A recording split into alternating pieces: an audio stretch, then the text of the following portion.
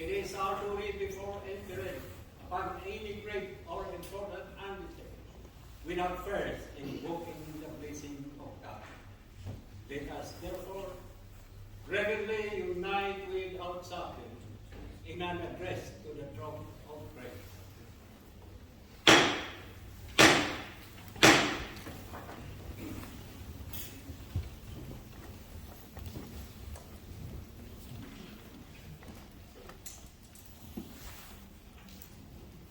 Great architect and ruler of the universe, we reverently invoke thy blessing at this time.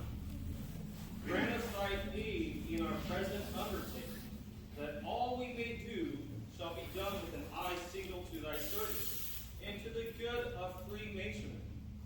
May those who are now about to be invested with the government and conduct of this lodge be endued with wisdom to instruct their brethren in their duties, and may they be continually guided by the unerring counsel which thou hast given